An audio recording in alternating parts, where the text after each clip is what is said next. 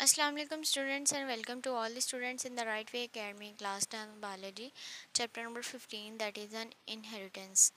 Topic of our today's lecture is about chromosomes and genes.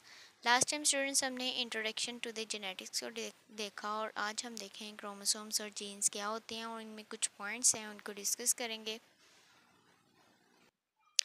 आज हम study करेंगे jeans, chromosomes, trades क्या होती हैं, मियोसिस किस तरह से इन्वॉल्व होता है और क्रोमेटिन और chemical composition of the chromosomes को देखेंगे कि इसमें न्यूक्लियोसोम और बीड्स ऑन अ स्ट्रिंग क्या स्ट्रक्चर्स हैं। अगर हम जीन्स की बात करें तो ये यूनिट ऑफ इनहेरिटेंस है, यानी कि बेसिक यूनिट ऑफ इनहेरिटेंस जो है वो जीन है। अब जीन्स के अंदर जो है वो डीएनए प्रेजेंट होता है एज अ जेनेटिक इंफॉर्मेशन और डीएनए जो है वो थ्रेड लाइक स्ट्रक्चर होता है, डबल स्ट्रैंडेड होता है और वो क्रोमोसोम्स कहलाते हैं। अब क्रोमोसोम जो होता है वो हमेशा किसी भी ह्यूमंस की बॉडी में पेयर्स की फॉर्म में प्रेजेंट होता है और ये डबल यानी कि डबल स्ट्रैंडेड स्ट्रक्चर होते हैं। इस तरह से क्रोमोसोम जो हैं वो पेयर्स की फॉर्म में किसी भी ह्यूमंस की बॉडी में प्रेजेंट होते हैं। अगर हम पेयर्स की बात करें तो वो 23 प्रेजेंट होते हैं और अगर हम नंबर ऑफ़ द क्रोमोसोम्स की बात करें तो वो 46 इन नंबर्स होते हैं। अब two pairs of the chromosome जो हैं वो होमोलोगस क्रोमोसोम कहलाते हैं। इन द ह्यूमंस बॉडी ये जो है वो 46 प्रेजेंट होते हैं।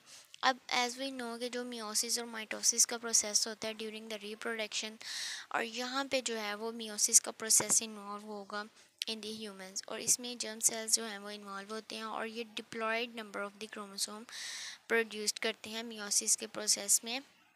जबकि मियोसिस में क्या होता है कि इसमें रिडक्शन डिवीजन होती है क्रोमोसोम्स की।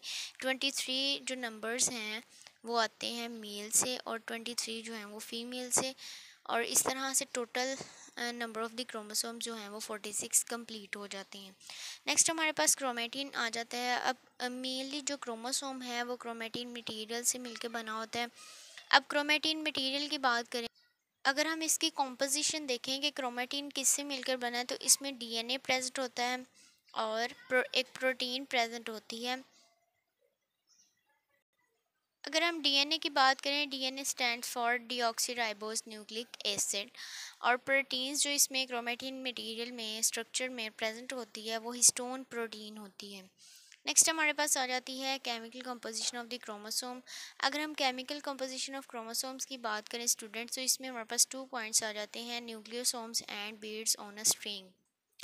अगर हम न्यूक्लियोसोम के स्ट्रक्चर को देखें इन दी क्रोमोसोम, तो यहाँ पे जो क्रोमेटिन में हमारे पास प्रोटीन प्रेजेंट होती है उसमें जो डीएनए प्रेजेंट होता है वो हिस्टोन प्रोटीन को रैप किए होता है और एक राउंड स्ट्रक्चर बनाता है।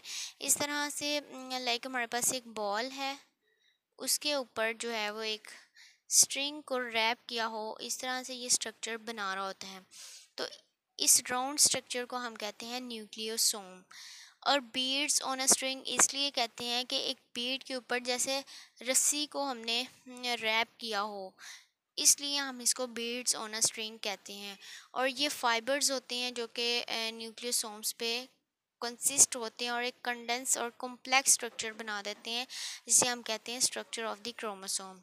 नेक्स्ट स्टूडेंट्स, अगर हम डायग्राम देखें chemical composition of the chromosome, तो यहाँ पे ये सेंटर में आपको प्रोटीन नज़र आ रही है जो कि हिस्टोन प्रोटीन कहलाती है और इसके ऊपर जो डीएनए का स्ट्रक्चर है वो रैप किए हुए है और ये प्रेजेंट होती है बिटवीन दी स्ट्रिंग्स बीड्स जो कि डीएनए ही प्रेजेंट होती है इन न्यूक्लियोसोम्स के दरमियान। और ये जो डीएनए और स्ट्रिंग स्ट्रक्चर है ये मिलके जो है वो न्यूक्लियोसोम्स बनाते हैं।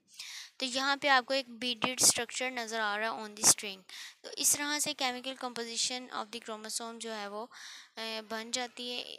तो आज स्टूडेंट्स हमने डिस्कस किया chromosome and the jeans.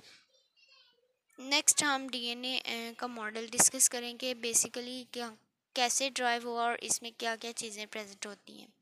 Thank you and अल्लाह हाफिज़।